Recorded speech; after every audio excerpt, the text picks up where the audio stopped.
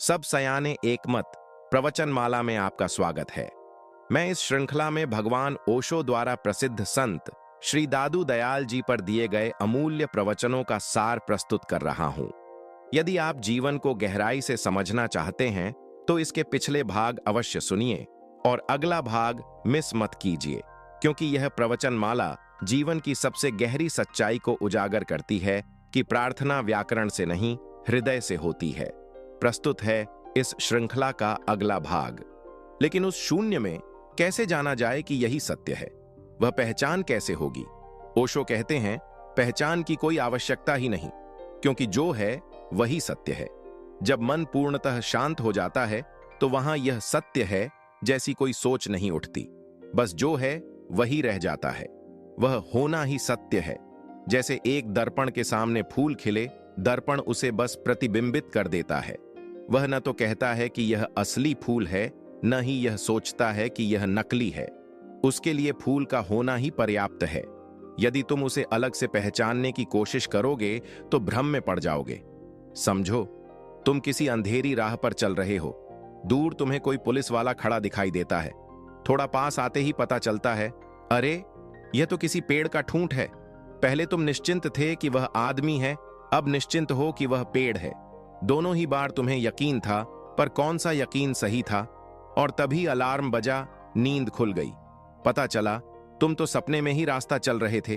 वह पुलिस वाला भी सपना था, वह पेड़ का ठूंठ भी सपना था, और तुम्हारा जानना भी सपना ही था। अतः सत्य वही है जहां स्वप्न टूट जाए, जहां विचार रुक जाए, जहां मन खाली हो जाए। वही क्षण तुम्हारा परम क्षण है। वही पल जहां जीवन और मृत्यु एक हो जाते हैं। क्या तुम पूरी तरह निश्चित हो सकते हो कि अभी जो तुम देख रहे हो यह सपना नहीं है? क्या यह संभव नहीं कि जो अलार्म तुम्हें सुनाई दिया वह भी किसी सपने का ही हिस्सा था? शायद एक सपना खत्म हुआ हो और उसके भीतर से ही एक नया सपना शुरू हो गया हो। तुमने जरूर कभी ऐसा सपना देखा होगा जिसमें तुम खुद को जागते हुए देखते हो।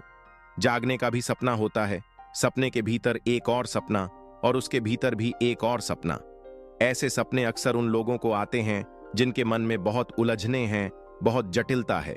सोचो जरा, तुम रात को सोए, सपना शुरू हुआ और उस सपने में तुमने खुद को जागता हुआ देखा। फिर तुम फिल्म देखने गए, थिएटर में बैठकर फिल्म देखी, और उस फिल्म में दिखाया गया कि मुख्य अभिनेता खुद किसी फिल्म को देखने जा रहा है। देखो, यह सिलसिला कितना गहरा जा सकता है। एक सपना, फिर उसके भीतर दूसरा सपना, फिर उसके भीतर तीसरा, एक के बाद एक परतें, जैसे माया के घेरे। इसी रहस्य को समझाने के लिए प्राचीन चीनी दार्शनिक च्वांगत्सु ने एक बार कहा, एक रात मैंने सपना देखा कि मैं एक तितली बन गया हूं, और जब सुबह उसकी आंख खुली तो वह चकित रह गया। वह बोला, अब मुझे यह भी यकीन नहीं रहा कि रात को मैं च्वांगत्सु था जो तितली बनने का सपना देख रहा था, या फिर मैं सच में एक तितली हूं जो अब च्वांगत्सु होने का सपना देख रही है।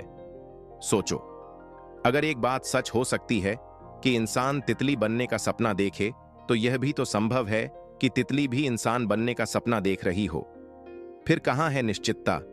कहां है भरोसा कि हम वास्तव में जागे हुए हैं? यही तो रहस्य है। जहां सपना और जागृति एक हो जाते हैं, वहीं सत्य का द्वार खुलता है। जब कोई घटना घट रही होती है तो उसकी सच्ची पहचान उसी क्षण के भीतर छिपी होती है। अगर हम उसे उसी पल नहीं पहचान पाते तो बाहर से लाई हुई कोई भी पहचान व्यर्थ है, क्योंकि बाहर से लाई हर पहचान को साबित करने के लिए फिर किसी और पहचान की जरूरत पड़ेगी, और यह सिलसिला कभी खत्म नहीं होगा। बहुत से लोग पूछते हैं, जब परमात्मा का अनुभव होता है तो कैसे पहचानते हो कि यह वही है? सवाल बिल्कुल सही लगता है, क्योंकि जिसे पहले कभी देखा नहीं उसकी पहचान कैसे होगी? जब तुम पहली बार भीतर शांति को महसूस करते हो, जब सब कुछ शून्य हो जाता है, मन मौन में विलीन हो जाता है, तो तुम कैसे कहोगे कि यह निर्वाण है, यह आत्मा है, यह समाधि है? पहले कभी देखा ही नहीं तो तुलना किससे करोगे? और अगर तुलना ही नहीं कर सकते तो शब्दों में कहने का अर्थ क्या रह जाता है? नास्तिक पूछता है, तुम्हें कैसे भरोसा हुआ कि यह सपना नहीं, कल्पना नहीं? उसका सवाल तर्क से भरा है लेकिन अपूर्ण है। तुम उससे पूछो, जब पहली बार सिर दर्द हुआ था तब कैसे पहचाना कि यह सिर दर्द है? पहली बार में भी पता चल जाता है, क्योंकि अनुभव स्वयं अपना प्रमाण होता है। कांटा पहली बार भी चुभे तो दर्द होता ही है, उसके लिए किसी पहचान की जरूरत नहीं पड़ती। इसी तरह जब समाधि घटती है तो पहचान अपने आप होती है। वह अनुभव इतना विराट होता है कि उसके लिए किसी और सबूत की आवश्यकता नहीं होती। वह तो ऐसे होता है जैसे सागर बूंद में उतर आया हो, जैसे परमात्मा स्वयं तुम्हारे भीतर बरस पड़ा हो, और तब शक करने का मन ही नहीं बचता। संदेह उसी क्षण उड़ जाता है, जैसे उगते सूरज के सामने ओस गायब हो जाती है, जैसे दिया जलते ही अंधेरा तुरंत मिट जाता है। न एक पल की भी देर नहीं लगती। जहां प्रकाश है वहां अंधकार का नामो निशान नहीं। क्या कभी किसी ने दिया लेकर अंधेरे को खोजा है? जहां भी दिया लेकर जाओगे वहां अंधेरा मिलेगा ही नहीं।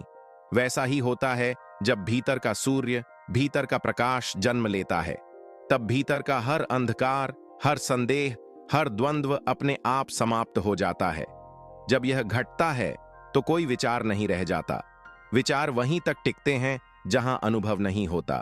पर जब साक्षात्कार होता है तो विचार स्वयं मौन हो जाते हैं। जैसे रास्ते पर चलते हुए अचानक सांप दिख जाए, क्षण भर के लिए सोच बंद हो जाती है, सब रुक जाता है।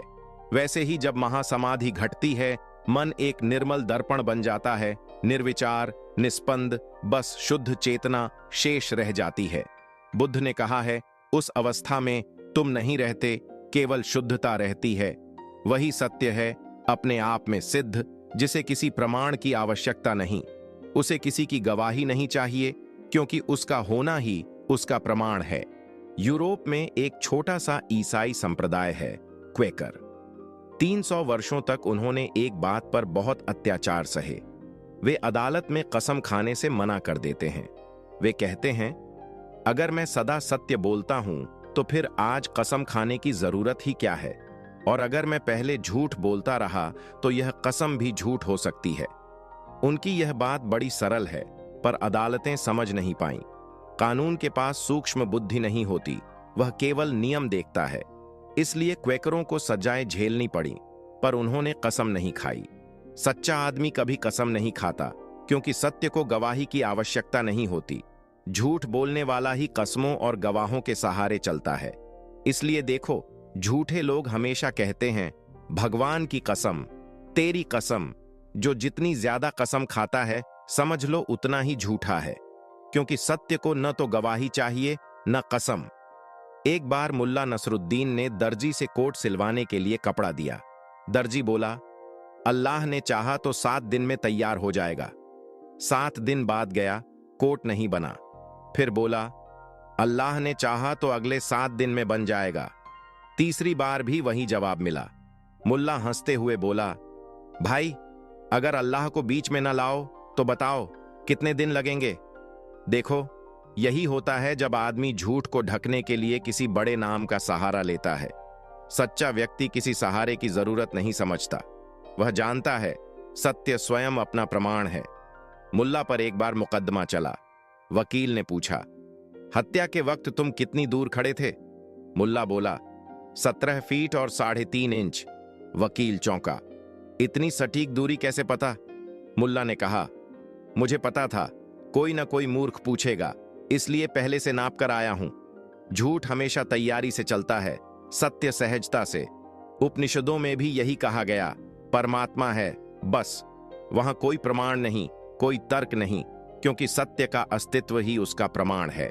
पश्चिम में, खासकर ईसाई परंपरा में, परमात्मा के अस्तित्व को साबित करने के लिए अनेक ग्रंथ लिखे गए हैं, तर्क दिए गए हैं, प्रमाण खोजे गए हैं, यह बताने के लिए कि भगवान है क्यों। लेकिन हमारे उपनिषद कुछ और कहते हैं। वे न तो कोई तर्क देते हैं, न कोई सबूत। वे बस एक सरल, सच्चा वाक्य कहते हैं, वह है। बस यहीं बात समाप्त हो जाती है, क्योंकि जिन्होंने उसे देखा है उन्हें किसी प्रमाण की जरूरत नहीं रहती। देख लेना ही सबसे बड़ा प्रमाण है, और जिसे देखने वाला ही परमात्मा हो, वह खुद का प्रमाण और कहां से लाएगा? किससे गवाही लोगे जब उसके सिवा कुछ है ही नहीं? तुम परमात्मा को अदालत में खड़ा नहीं कर सकते, न ही उससे हां मैं हूं कहलवा सकते हो। क्योंकि अदालतें तो सीमित हैं और वह असीम है, विराट है, अनंत है।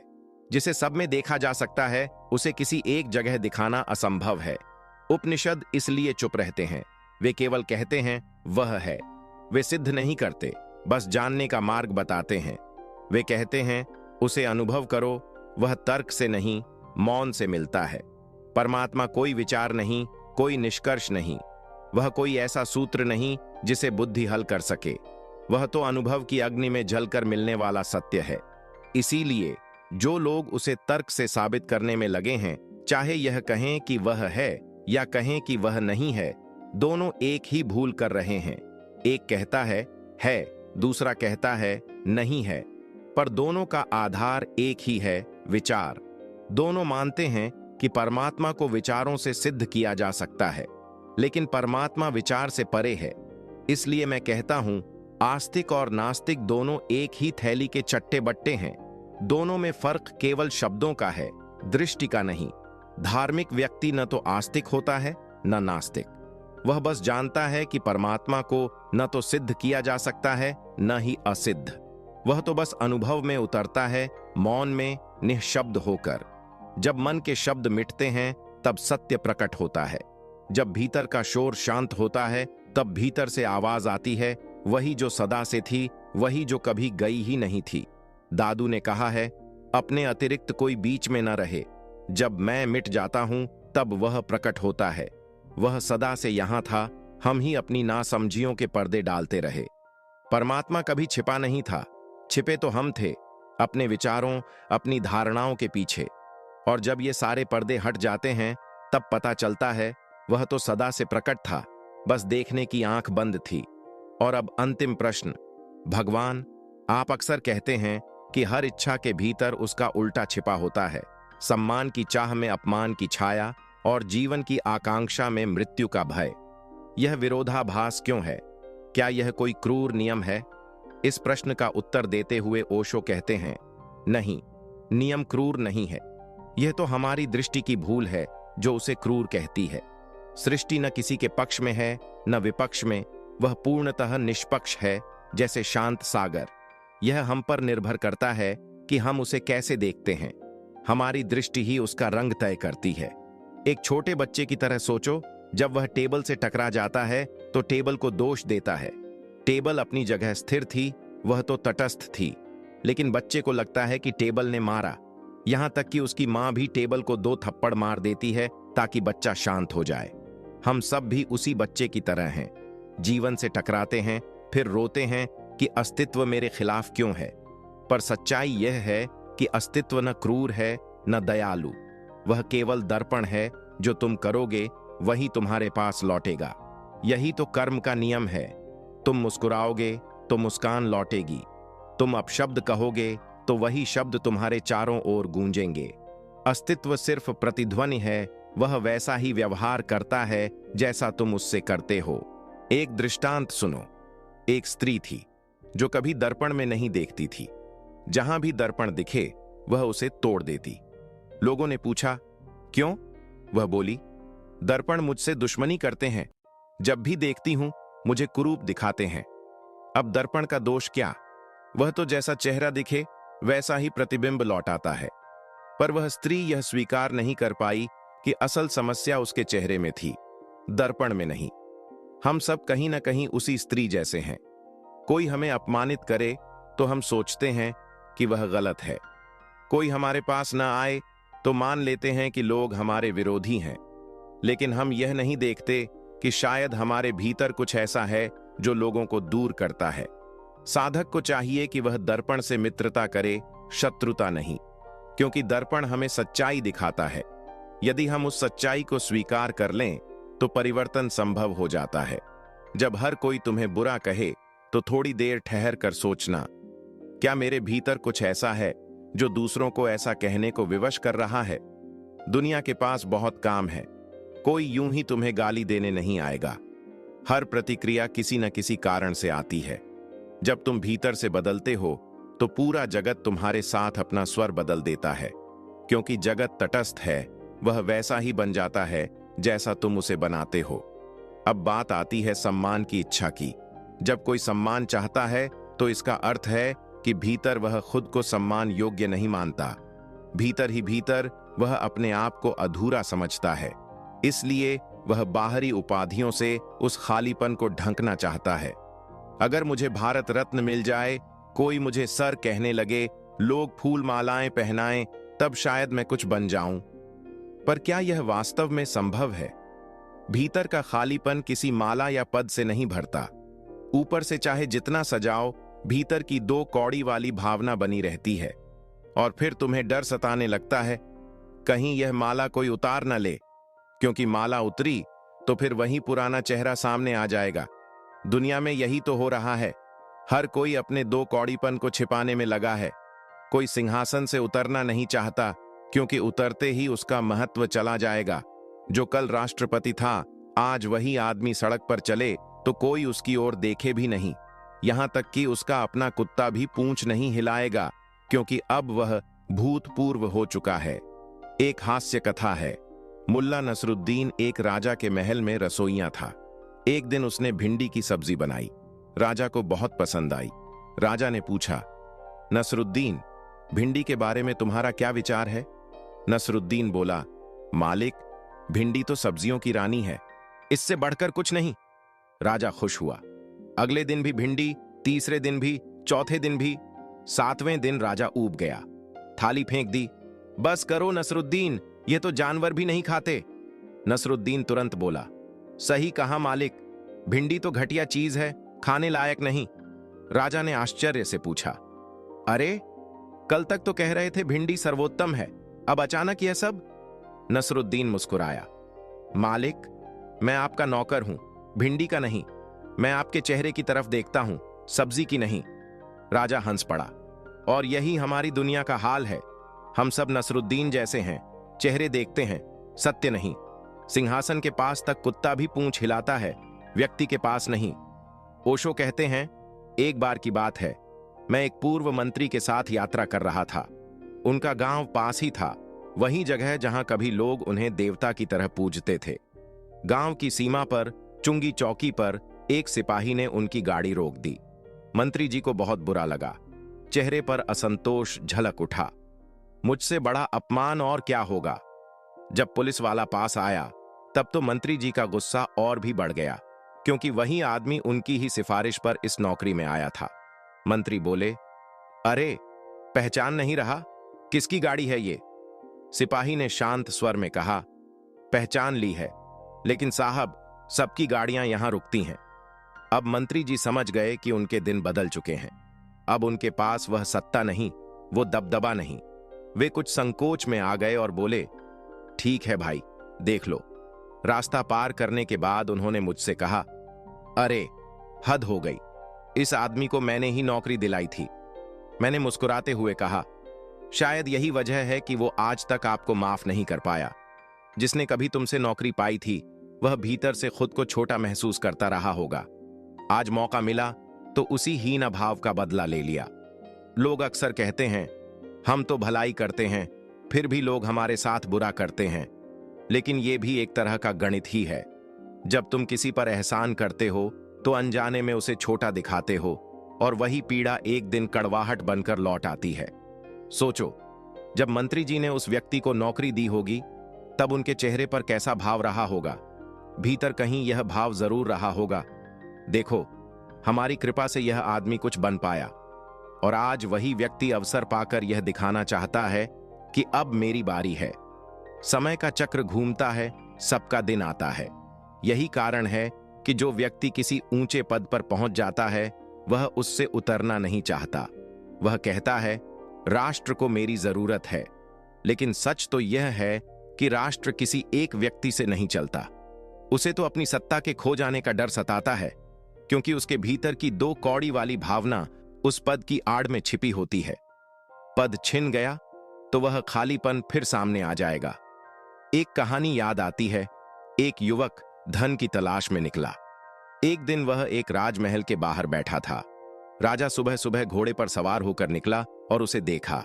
राजा ने पूछा, युवक, यहां कैसे बैठे हो? उसने उत्तर दिया, कुछ काम की तलाश में हूं, धन कमाना चाहता हूं। राजा ने कहा, क्या काम कर सकते हो? युवक बोला, मैं एक शिल्पकार हूं, भवन, मंदिर, मूर्तियां सब बना सकता हूं। राजा प्रसन्न हुआ और बोला, तो चलो मेरे महल में काम करो। तुम सम्राट की तरह रहोगे, जो चाहो खाओ पियो पहनो, किसी चीज की कमी नहीं होगी। बस एक बात याद रखना, जिस दिन मैं नाराज हो गया उसी दिन तुम्हें यहीं से उसी हाल में निकलना होगा जैसे आज आए हों। वही कपड़े, वही झोला, वही जूते। युवक ने काम शुरू कर दिया। महल में विलासिता की कोई कमी नहीं थी, पर उसके मन में हमेशा एक बेचैनी बनी रही। वह जानता था, यह सब मेरा नहीं है। ये कपड़े, ये गहने, यह वैभव सब उधार का है। किसी भी पल सब चला जाएगा। हर दिन वह भीतर से कांपता रहता, कहीं राजा नाराज न हो जाए। बाहर से वैभव का जीवन, भीतर से असुरक्षा का बोझ। राजा खुश था क्योंकि युवक बहुत कुशल था। पर एक दिन युवक आया और बोला, महाराज, मैं जाना चाहता हूं। राजा ने आश्चर्य से पूछा, क्यों? क्या कोई कमी है? युवक बोला, कमी कुछ नहीं है, पर मैं जानता हूं कि यहां मेरा कुछ भी नहीं है। मैं झूठ में नहीं जीना चाहता। मुझे मेरा पुराना झोला लौटा दीजिए। मैं वही खोजने जा रहा हूं जो वास्तव में मेरा है।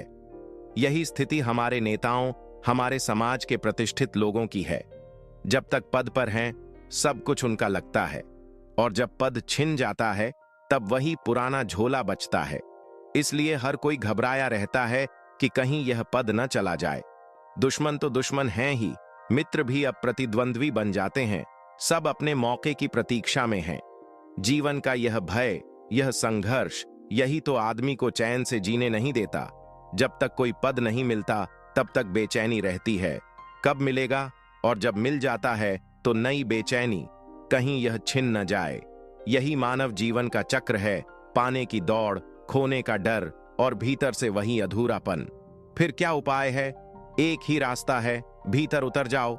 उस दो कौड़ीपन को पहचानो और उससे मुक्त हो जाओ। जब तुम अपने भीतर की असली सत्ता को जान लेते हो तो कोई बाहरी पद, कोई सम्मान तुम्हें हिला नहीं सकता। फिर तुम राजा हो अपने भीतर के राज्य के। वह राज्य किसी से छीना नहीं जा सकता, क्योंकि वह तुम्हारा स्वभाव है, तुम्हारा स्वरूप है। यह बात वही युवक समझ गया था। उसने महल छोड़ा, अपने झोले को उठाया और भीतर की खोज में निकल पड़ा। यही असली यात्रा है, बाहर की नहीं, भीतर की। यही यात्रा धर्म की है, ध्यान की है, आत्मा की है, जहां कोई माला नहीं चाहिए, कोई पद नहीं चाहिए, क्योंकि वहां स्वयं परमात्मा विराजमान है। अतः सार यही है कि दुनिया में जो कुछ बाहर है वह अस्थाई है। जिसे तुम मेरा कहते हो वह एक दिन छिन जाएगा, लेकिन जो भीतर है वही सच्चा तुम्हारा है। उसे खोजो, वही मुक्ति का मार्ग है। जीवन की दो दिशाएं होती हैं, एक भीतर की और दूसरी बाहर की। भीतर की यात्रा ही धर्म है और बाहर की यात्रा राजनीति। लेकिन याद रखो, इन दोनों राहों पर एक साथ नहीं चला जा सकता। जो राजनीति की राह पर है वह धर्म की गहराई तक नहीं उतर सकता, और जो सच्चे अर्थों में धार्मिक है वह राजनीति की चालों से बहुत दूर होता है। राजनीतिज्ञ की पूरी कोशिश यही रहती है कि भीतर जो कमी है, जो दो कौड़ी का हीन भाव भीतर छिपा है, उसे किसी तरह ढक लिया जाए, कभी पद से, कभी शोहरत से, कभी ताकत से। पर सच को छिपाया नहीं जा सकता। दुनिया से भले छिपा लो, पर खुद से कैसे छिपाओगे? जितना बाहर से ढकने की कोशिश करोगे उतना ही भीतर से उसकी आवाज गूंजेगी, ये सब मेरा नहीं है। जैसे उस युवक को एहसास हुआ था कि जो वस्त्र उसने पहने हैं वे उसके नहीं हैं, जो महल में वह रहता है वह उसका नहीं है। सच्चाई यही है, जब बहुत धन मिल जाता है तब भीतर की गरीबी और ज्यादा महसूस होती है, और जब कोई ऊंचे पद पर पहुंच जाता है तभी अपने भीतर की छोटीपन की टीस समझ में आती है। पर अफसोस, तब तक जीवन का बहुत बड़ा हिस्सा उस व्यर्थ की दौड़ में खो चुका होता है। बहुत कम लोग ऐसे होते हैं जिनमें इतनी हिम्मत हो कि वे झूठी ऊंचाइयों से नीचे उतर सकें। वह युवक साहसी था। उसने वही किया जो बुद्ध ने किया, जो महावीर ने किया। उसने महल इसलिए नहीं छोड़ा कि महल उसका था, बल्कि इसलिए छोड़ा कि अब उसे समझ आ गया था, ये सब मेरा नहीं है। एक दिन ये सब छूट ही जाएगा, तो क्यों ना पहले ही छोड़ दूं। बुद्ध और महावीर ने भी यही किया। उन्होंने कहा, अब समय है अपनी सच्ची संपदा की खोज का। जो आत्मा की ओर लौटना चाहता है वह वास्तव में अपना खोजने निकलता है, कुछ ऐसा जो उधार का नहीं, जो किसी की कृपा से मिला नहीं, जो भीतर से उपजा है। आत्मा किसी से मिलती नहीं, उसे खुद खोजा जाता है। दूसरे लोग हमें सम्मान दे सकते हैं, पद दे सकते हैं, पर वो सब उधार की चीजें हैं। उनसे बस थोड़ी देर के लिए भीतर की हीनता छिप जाती है, पर मिटती नहीं। जब तक आत्मा का बोध न हो, हीनता बनी रहती है, और जब भीतर आत्मा का सूरज उगता है तब अंधकार की हर परत पिघल जाती है। हीन भावना आत्म अज्ञान की निशानी है। जिस दिन तुम अपने भीतर की सत्ता को पहचान लोगे, उसी दिन यह हीनता स्वतः समाप्त हो जाएगी। और सच मानो, यह अच्छा ही है कि यह हीनता जल्दी नहीं मिटती, क्योंकि अगर यह झूठी तृप्ति जल्दी मिल जाए तो तुम शायद कभी अपनी सच्ची खोज पर निकल ही ना पाओ। हरि ओम तत्सत।